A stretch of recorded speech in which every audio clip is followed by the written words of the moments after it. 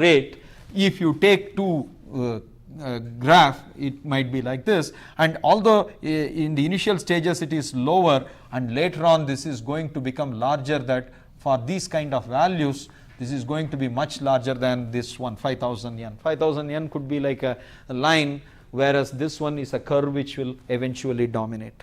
So these kind of ideas, if you want to get, we have a very simple mechanism called the big O notation, and the big O notation is what we are going to use to express everything in very simple term. A function f of n is said to be of order of g of n if f of n is less than or equal to some constant time g of n for certain threshold values n greater than or equal to, let us say, some n naught. I am avoiding all the mod etc., because the function which we are going to use are all positive number. They are all representing the running time and the instruction count and so on, so they can't be negative etc. So I give a very simple definition where I removed all the mathematical frills and give you just this. And when I do like this, I would like to have g of n to be as simple as possible. First, note the following. This is only so called upper bound. Okay. So if you take 2n square plus 7n plus 9, surely this is less than or equal to 10n cube. Therefore, I can write 2n square plus 7n plus 9 as order 10n cube. You can write like this. It is perfectly valid to write like this, because you will see that this is the case for n, let us say, greater than or equal to 10, this will be true. Okay. However, we would, in fact, you can also write this is less than or equal to 10n square plus 15n plus 18. Obviously, this is the case. Therefore, I can write again 10n square plus 15n plus 18. You can write like this also, but the point is we would like to have it in as simple term as possible, and you see the following. This is less than or equal to 2n square plus 7n square plus 9n square. In other words, I have replaced each with n term, which is equal to anyway 18n square. Therefore, C can work as 18 in our case, and n this is true for all n greater than or equal to 1. Therefore, you see that I can write this as order n square as well. Okay, and that looks much simpler. In other words, the growth rate of this is matching the growth rate of this one, and the growth rate similarly of 5000 yen is order n. Okay, since the growth rate of this and the growth rate of this is represented by this, now when you try to compare, it is enough if I compare n and n square, which are very simple to evaluate, and that gives me enough idea on which one is going to become more and more inefficient as the input becomes larger and larger. In fact, we are concerned with the problem of scale. We are not interested in something becoming efficient for smaller values of n. That way, if you consider 5000 n and 2n square plus 7n plus 9, this is going to be smaller than this, even up to n less than or equal to 100 also. This is a better value than this, but I am not going to choose this for implementation, because eventually my system become larger and larger, and later on this could become intolerably slow. Okay. In other words, I am interested in studying the property of the function as n goes to infinity, and this is what we call as asymptotics in mathematics. We call in systems problem of scale, and in mathematics is it called asymptotics. Both are same. As things become larger and larger, what happens to the scenario?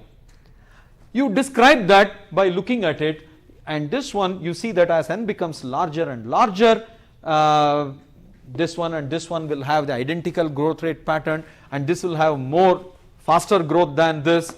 All this information you get using big O notation. Therefore, for the back of the envelope kind of a computation, we are going to use for macro analysis big O notation, and what is the order of that computation, this we will get. But suppose I have a problem P and I have two methods A1 and A2. This is also order n square and this is also order n square. which one is better, and these are the only two methods I have and I couldn't find a better one, so I have to choose one of them, let us say, which one? And this is where I go for the micro analysis. Now I look into the detail, and if this is something like 2n square and this is something like 1000 n square, then well, you see this is better than this, and 500 times a better performance it will show when you run in practice. All these things we will infer by looking into the constants and the omitted quantities. Okay. So micro analysis is going to be done only in the situation where the macro analysis is not giving enough insight. But if the macro analysis gives enough insight, in other words, between factorial and an n cube, there is no question of doing any big mathematics or whatever it is. At the first look of it itself, it is very clear that one is taking 10,000 years, another taking less than a second. Bet on the first one is your immediate conclusion. And in the same way, if you look at it, you typically have order 1 computation for constant time, and order log n is typically used in binary search kind of stuff, and order n is linear, and order n is called quadratic, order n cube is cubic. Up to this it is acceptable, and even this is unacceptable in certain level, and things like order 2 power n, order n factorial, these are all totally unacceptable in practice. You cannot even run larger quantity of input processed if the algorithm is of this complexity. We have already seen that factorial n is an unbearable quantity even for n equal to 20, right. You just cannot manage factorial and computation even when n is 20. Okay. So in order to get an idea of all these things, I have certain tables. I hope I will be able to display the table to show you the math, because this is arithmetic, I don't want, this is a raw fact, I can display it on the table. And is there a way to project whatever here on the, there are 4 tables I just want to show, only 1 minute discussion on the table to give different, to give you the real perspective on, you should fear certain things here when you are doing like this. Just to scare you, I have some tables, and I have already scared you enough on with the factorial n, but I want to scare you with the 2 power n also, and of course there are a lot of stories on this 2 power n. Okay. It is said that some Indian king, somebody came and wrote a song praising him, and he said, okay, whatever you want, you take it, etc. And he said, just give me 1 grain today and then twice of that next day, and he said such a trivial one, he gave 1 grain and 2 grain and 4 grains, 8. Soon he saw that even if he gives entire grain available in the available in his granary, it is not possible to meet. And these kind of stories are there to tell you about 2 power n. Okay. So there are many such stories available to show how large is really 2 power n. Mathematically, you can show that. See, why do you say n cube is better than n square? If you take n square by n cube, and if you let n go to infinity, this is equal to 1 by n, this goes to 0. In other words, the denominator becomes larger and larger, and it becomes 0 eventually. Okay. But you see that this is not possible if numerator is 2 power n. So if you take limit n tending to infinity of 2 power n by n cube, this will go to infinity. This you can show by applying L'Hospital rule thrice, that will become constant, whereas you will have some function of n on the top. So it will go to infinity as n goes to infinity. In other words, this is much more than n cube. In fact, you can show that even if it is n power 1500, this will go to infinity. In fact, no polynomial can match 2 power n. So these are called super polynomials or exponentials, and yeah, we can switch off these lights so that we can, to give you an insight into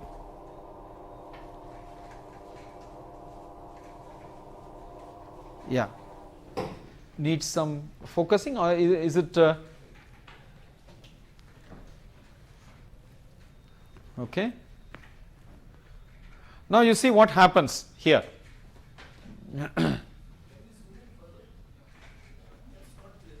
It's not visible, huh? Asymptotic is 150 should be okay. Yeah, the last column is missing. Doesn't matter. We can still. Yeah. No, this should be reasonably okay. If you move a little bit, is it visible? Okay, then 125 is a perfect one. Now you see, if an algorithm is of order log n, how long it takes in microsecond for an input of size even 10 power 9, which is a very large, it's more than a billion, okay, 1000, million and billion, yes, this is billion. Even for this size, a log n algorithm is going to take less than 1 microsecond, okay. So assuming that I have 1 billion instruction I could do in 1 second, because f of n is 10 power 9. So I am assuming a machine which is performing 1 billion operation per second, and given such a machine, on that machine how long it is going to take is what is given in this table. You can see n log n, which is a typical of the complexity of sorting algorithms, okay, and n square is already becoming slow. You could see, for example, it is discernible in 10 power 6. 10 power 6 is million. To process million data, if you have an n square algorithm, it is going to take 16 minutes, whereas an n cube algorithm is going to take 31 years, okay, with the machine which is as powerful as performing 10 power 9 operation in 1 second. So if you have a machine, and that if you switch on, if you run an n cube algorithm, it will take 31 years to produce an answer, even for an input of size 1 million, okay. And you forget exponential beyond even you can see the jump between 50 and 100 itself.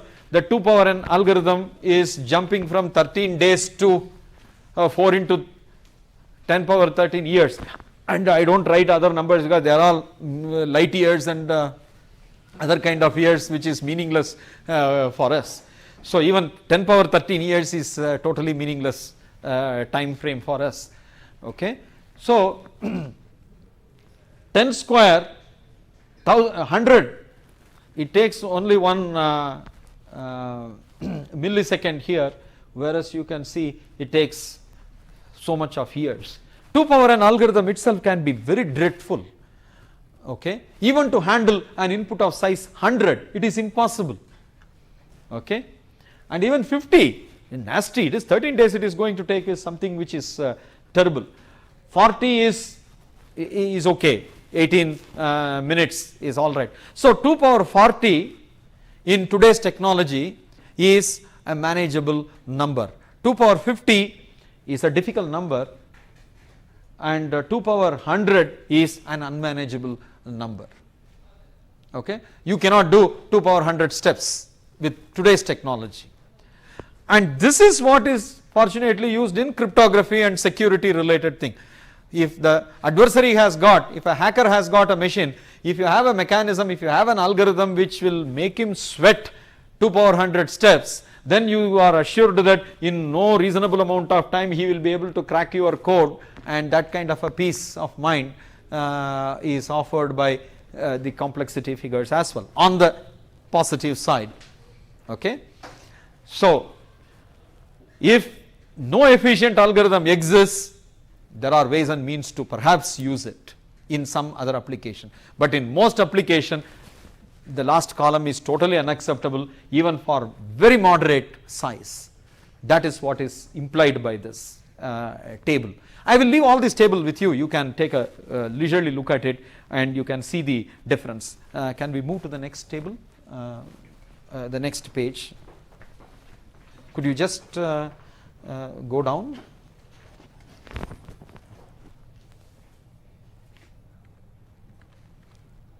Is it the next table? Yes. Okay, table 2. You can see the maximum size of a problem that can be solved in 1 second, in 1 minute, 1 hour for various running time. This gives you other kind of an insight, okay, to tell you even if you have more time, how much you can solve is what is given by this, okay.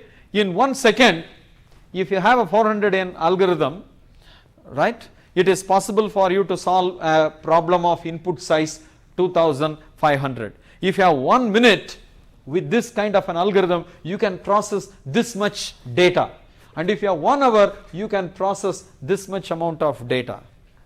And you can see what happens in 2 power n algorithm. Even n power 4 is unacceptable, right? Yeah, if you have an n power 4 algorithm, you just cannot solve a very large instance, and an exponential algorithm, even within the given, this point of view is taken from several applications where you have some threshold of limit, and within that limit what you can do is what you would like to look into it, okay, which is very typical of various time sharing systems and other things. They allot only fixed time slot for certain things, and you would like to know how much you can process within that time limit, and this again gives you the power of efficient algorithm. The more efficient an algorithm, the larger instance you will be able to solve. The next one please.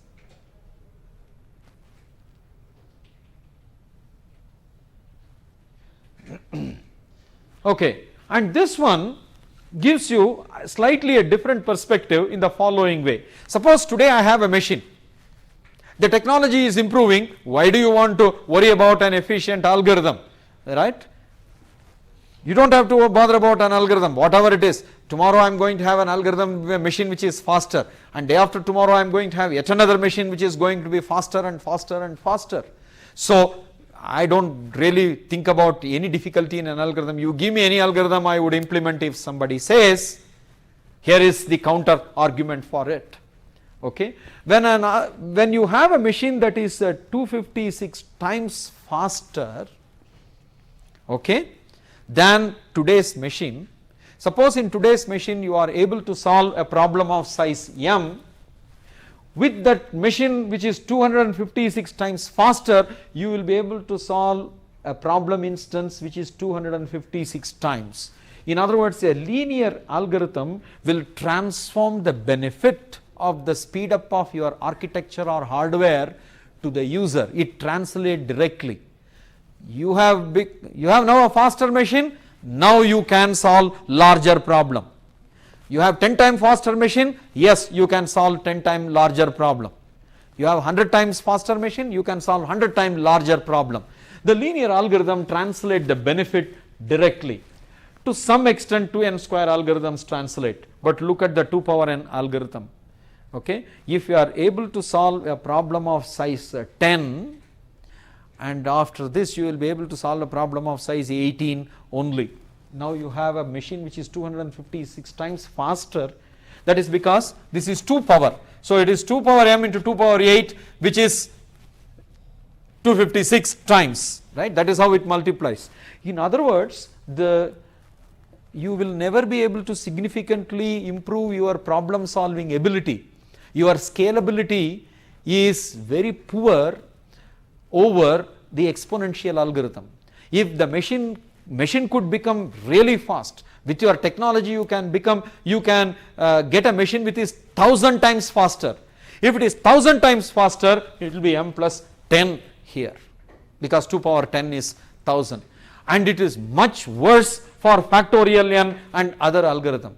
In other words, you may have tremendous technological advantage and the speed up available in the hardware, but they do not translate into your ability to solve larger instance as displayed by this table. Especially on exponential algorithm, you see that your ability to scale is very marginal. If that is all you can do earlier, and this is how you will be able to do now, right? That kind of an insight is given by this table. The next table please. Huh? One more table and then we will break at 3:30. The time now is 3:23, and 3:30 we will break, and we have one more table to okay. Now you can see the growth rate, right. Physically values are given to you in this table. When n equal to 2 and when 2 becomes 4, 4 becomes 8, what happens to n? This also becomes 2, 4, 8, whereas n square becomes 4, 16, 64, like that it grows. It is growing at a faster rate, and you can see n cube, and you can see the way in which 2 power n grows. So the curve is very steep. Even for 20 or 30 you are going to have phenomenal number. That is the reason why these exponential numbers are to be really feared for. This table tells you, right, the number of instructions that you may have to execute. So for 128 you have to go for more than 2 million operations if you have an n cube algorithm, and that is what is given by this. So for various sizes, how much it is going to take is given by this table, and that is it. And the next one is the comment on whatever we have seen. Basically constant time operation, basically order 1 algorithms are manipulating steps for data structures like inserting into a list, appending something. This can all be done in constant time, which means it is independent of the input size. If you want to insert an item in a linked list, whether the list has got 1000 items or 5000 items, it does not matter. If I know the position, I will simply insert there, and that is going to take 1 unit of time, that is order 1 unit of time. So the constant means independent of the input size. This is logarithm to the input size. Typically binary search and other things are of this complexity. Linear is scanning the list, walking through the entire structure once and only once. Those type of things are linear. N log n is typical of many divide and conquer algorithms. Sorting and other methods would have this kind of a complexity. And n square is characteristic of efficient algorithms of 2 embedded loops. If you have one loop within another loop, and if you are trying to analyze the complexity, it will roughly be of order n square. And n cube is typically characteristic of 3 loops. Most of the dynamic programming based algorithms will fall into this category. We will see that later. And exponential, if you consider, if you have to examine all subsets of size n, that is something like 2 power n.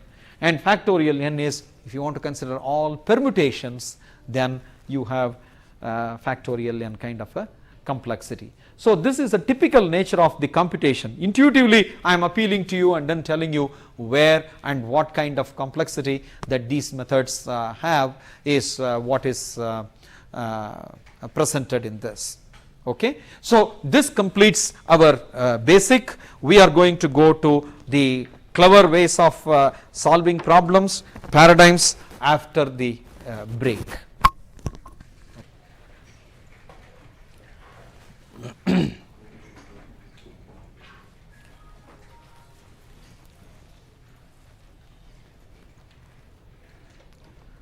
So we are going to now look at problem solving strategies. As I have told you, the simplest of all is called brute force method. Brute force method will not apply any careful logic except correctness, right, applying directly the method that is available. Consider the following problem. Given set of n points in the plane, you have to find the closest pair. Closest pair is maybe distance wise smallest. You can see that the distance is very large and this is, so this pair of point I would like to output. So given a set of point, find the closest pair. Okay. What is a brute force method? Very simple. Take one pair and compute its distance. Take yet another pair and compute its distance, and so on. So examine each pair, keep getting their distances, and keep updating the minimum distance, right, as when you find a new distance. Finally, when you have examined all the pairs, you would have got the minimum distance and the pair which is defining that minimum distance as well. So, there are n choose 2 pairs, which is n into n minus 1 by 2 pairs of points. Examine each one of them and compute the distance between each one, right. So, how many computation or steps you are going to make? N into n minus 1 by 2, and that is it. Therefore, this is an order n square algorithm. This is the characteristic of a brute force method. There is no analytical thinking or anything I have done about it. From the statement of the problem, directly I have derived a method to identify it, found out exhaustively what are all involved in it, and then I have found out. This is brute force. Now, we are looking for, not for this problem, for this problem I will give a clever solution later. In general, we would like to solve problem in a better way. The kind of problem that we encounter in algorithm and problems we encounter in real life are same. Problem is some difficulty that you encounter and you come out with a way of solving it in a clever way. The same kind of a thing can be done over here. I will tell you a story which happened in the, which is recorded in the history. Hercules, you know, the biggest muscle man, adorable muscle man, and he was asked to bear the tail of a horse. So, a horse was brought and then he held the tail at one hand and with the other hand he tugged and tugged the tail and he could not bear the tail, right. They called a feeble, weak person, and what he did was he went to the horse, patiently removed one hair after another. Initially everybody laughed at him, but finally he bared the tail. Okay. And we also have, not too far from our country, right within our country, a Panchatantra story which tells you when you have a big bunch of twigs, okay, all in one group, you will find it difficult to break, but when you take one at a time and then break it, you are able to account for the whole thing. The same common sense I am going to apply here, and the methodology goes by the name incremental or decremental design. So, the core of incremental design is a method that extends a solution of a subinstance of a smaller subinstance to a larger subinstance. So, you have a method, it is capable of extending a solution of a smaller instance to a larger instance. Suppose you have such a method, what you can do? You can start with the simplest one, extend it and extend it further and extend it again using this method. So, you are going to use the method repeatedly, extend the solution until the whole input is accounted for. Okay? That is what you are going to do. Let us represent it mathematically. Suppose you have the input of size n denoted by a1 to an. Suppose this is an enumeration. It could be record, it could be real number, it could be vertices of a graph, it could be anything. It's just an abstract notation of an input of size n, right. Let a1 to an denote n item of the input. First step, solve the problem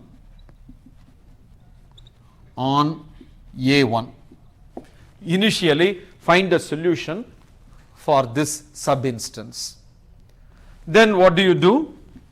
For I equal to 2 to n, okay, extend the solution of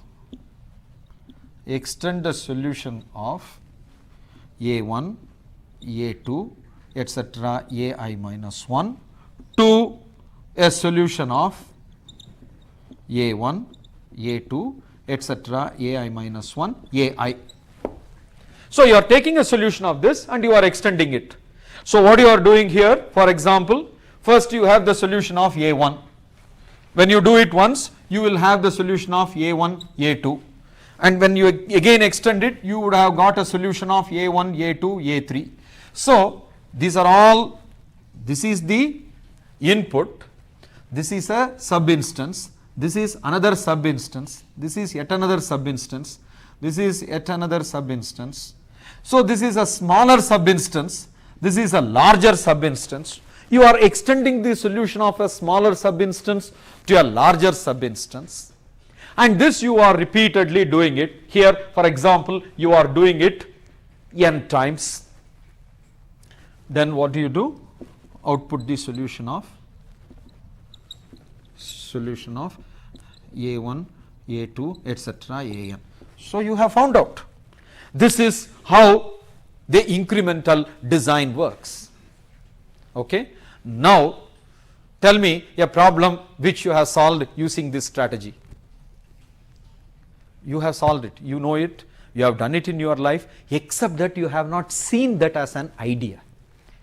Okay. Could you tell me a problem which you have solved following this pattern of computation? Huh? Insertion sort. Excellent answer. Here is an insertion sort. What do? First you have sorted one item, which is simply take the item. Then what do? Take the second item, put it in. So you get sorted A1, A2. Once you have a sorted A1, A2, you take A3, insert it somewhere appropriately so that you have sorted A1, A2, A3. In this way you keep doing it. So a typical incremental design will consist of several stages. In each stage you extend the solution little by little. You take some portion of an unprocessed input, put it together, extend the solution, and in this way you will finally account for the entire input, and that is when the problem is solved. Okay. So incremental algorithms are basically iterative in nature. Now having said insertion sort, I am sure every one of you will be familiar with insertion sort. Any other problem which you have solved using the incremental design? Huh? Cards. What is cards? When you're playing card game. Yes. Sorting the cards. Sorting the cards. Yeah, the same insertion sort.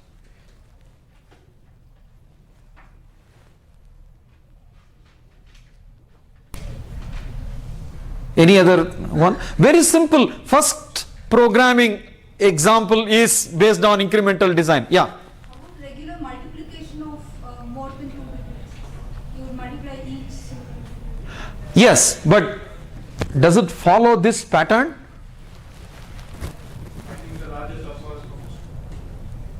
Finding? Yes. Finding the maximum.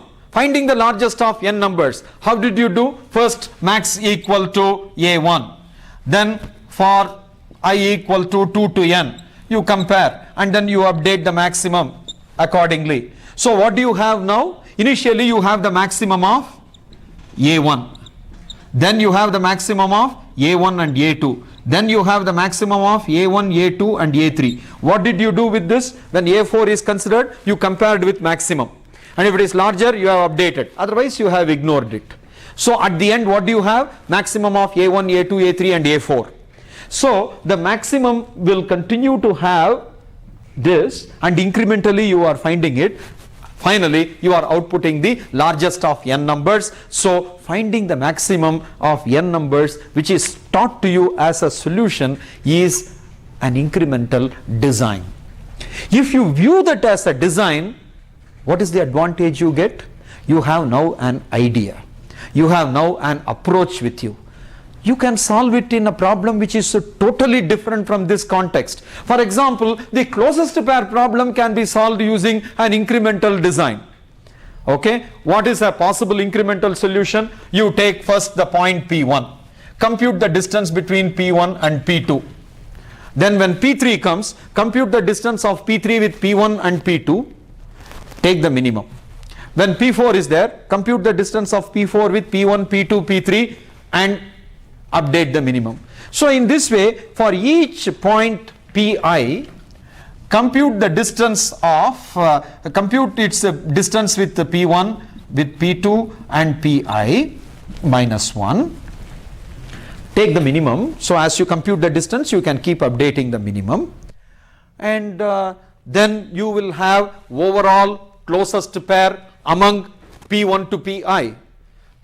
When you have this closest, when one more point comes, maybe this new point is defining some smaller distance with one of the existing points. How do you know? There is no way of knowing. So you have to compute all the distances.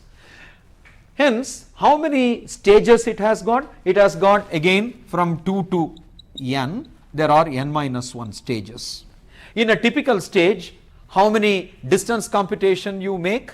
Here you make one distance computation, and then you make two distance computation. In general, over here you make I minus 1 distance computation. So how many distance computation you will make? 1 plus 2 plus 3 plus n minus 1, which is equal to n into n minus 1 by 2. Okay. Well, it is a new idea, it's nice, but it is same as my brute force. Okay. So what you should realize is, you may have an idea, but whether it is leading to something different, something better, something substantial is what you should look for. Just because an idea is different, it need not be better. Okay. Yes, it's a new insight I have got, a new tool is available to me, but I must see whether does it make some sense to apply it, and do I benefit from this idea. So when you do that mocking, at least you got now a different solution.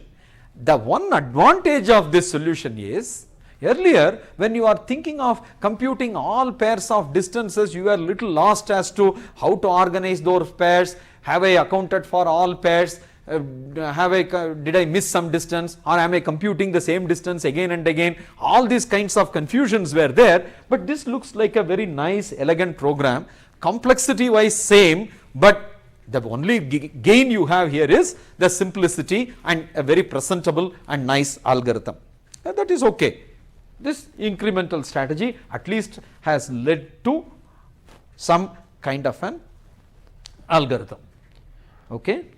Now, when I say incremental, if you increment by 1, and if you have to go for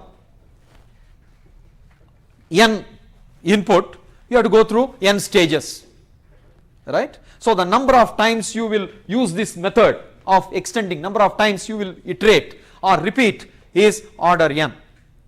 Okay. Can I gallop to the answer? In other words, is it possible for me to rush to the answer? I want to increment, I want to go to a larger and larger sub instance, but not in terms of 1 or 2 or 3, something like that, right. Even if I go by 2, what happens? In 2s, if I jump, still I will take n minus 2 stages of computation. So many times I have to repeat. Okay. Suppose instead of jumping by 1, if I could jump by a factor of 2, right. So from 1 to 2, 2 to 4, 4 to, like that, if I am able to increment in jumps, then I am going to get the answer quickly, more efficiently, right. Do you know a method in which you do the incrementing but jumping towards the answer? Binary? No. Is it incremental? Please answer, look into this. We are now thinking of a pattern of computation. What you should say is a computation, a method in which you build a solution or gallop to the answer by going from a smaller sub-instance to larger sub-instance. I am not worried about the number of stages. Yes, binary search is doing logarithmic number of steps, but that comes under a different paradigm. It is the pattern of computation is different. We are going to address it shortly, but what I want to say is that it doesn't qualify as an incremental design.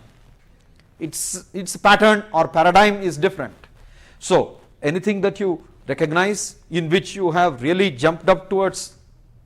Same thing, max and min by taking 2 pairs, pair at a time. Yeah, but that one will be, instead of 1 you are taking 2. it is not jumping by a big factor. It is merge sort, bubble sort. Bubble sort also goes by 1. What does the bubble sort do? It first accounts for the largest element, then one less, and then another. Therefore, the incremental effect there, that is the reason why bubble sort has n stages. You can see that the number of stages will give you a clue on by how much you are incrementing. What is your progress rate? The progress rate is 1 per iteration. Is it incremental? Calculating the power, m power. Calculating the nth power. Okay, suppose you are calculating the nth power. You have a square, a cube, a power 4, etc., a power n. This is incrementing by 1. However, there is a better way to reach n.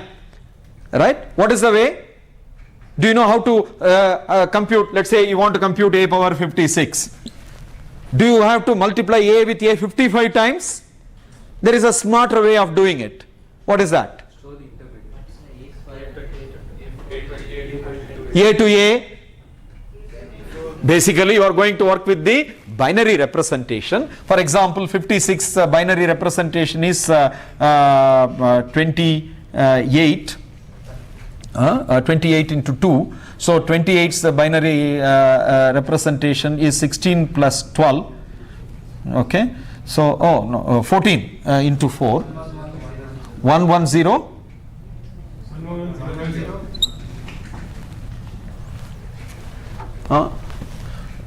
Okay, what is 110? 110. Whatever it is. This is 2, 4. 8, 16, 32, 48, 54. Okay, how do you compute a power 54? How do you evaluate this binary number? First 1 is 1, 1 is 3, 110 is 6, 1101 is 13, 11011 is 27, 11011 is 54. Right? This is how you evaluate this binary. Same thing you can do to compute A. What you do is from A you want to go to this one. So you go to A square and then to A power 3. From A power 3, how do you go to A power 6? You go to A power 6. From A power 6, how do you go to A power 13? You go to A power 12 and go to A power 13. And from A power 13, how do you go to A power 27? You go to A power 26 and then you go to A power 27. From there, how do you go to A power 54? Just A power 54. So what you are doing is you square and multiply. Okay? You square. Anyway, in every stage you are going to square. Each one consists of one stage. So in each stage you are going to square. And you will multiply with A if in that stage you have a 1 in the bit position. If it is 0, you don't multiply.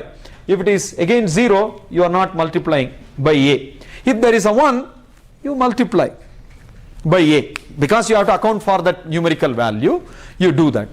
So in a given stage, you are going to perform at most 2 multiplication.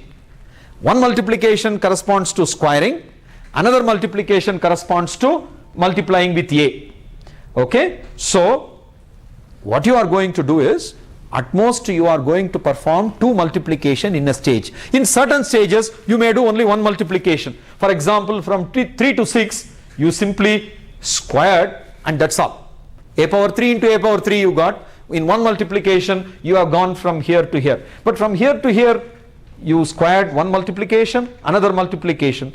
So you use 2 multiplication. So in certain stages you may do 2 multiplications. In certain stages you may do 1 multiplication. Anyway, even if you are doing 2 multiplication in each stage, assuming the binary is 1, 1, 1, 1, 1 like this, even then, how many stages are there? There are only log n stages. Why? In any bit representation of n, there can only be log n bits. And because there are only log n bits possible and 2 log n multiplication is possible, the number of multiplication is less than or equal to 2 log n. I have to make it integer, therefore I write as an upper integral part of 2 log n. Right? This is way better than n. Our table has already shown you the difference between n and log n. Okay? If it is log n, if it is 1 million, n will take 1 million operation. Okay? However, log n is going to take only 20 steps and 2 log n is going to take 40 steps. One is 1 million, another is 40. Okay? If you want to compute a power 1 million, in 40 steps you can get in this method, whereas that is the traditional. So if you increment this way, you are going to have a lot of time spent, and if you gallop towards the answer, then it is possible to reduce the number of steps. Therefore, you should see whether there is a possibility of faster or accelerated incrementing strategy. So first what you think of is it possible to design an incremental method? In other words, is it possible for me to consider a progress done stage by stage, and can I think of an end stage solution? This should come to you to give you a very clean, simple first level idea. Having got that, think little more. Is it possible for me to speed up this by incrementing in 2s, incrementing in 3s, or doubling and then reaching the answer? If that is possible, all the way you are going to have more efficient solution. Okay? So these kind of a thought process and pattern of wisdom you must have in order to apply incremental algorithm effectively. Okay?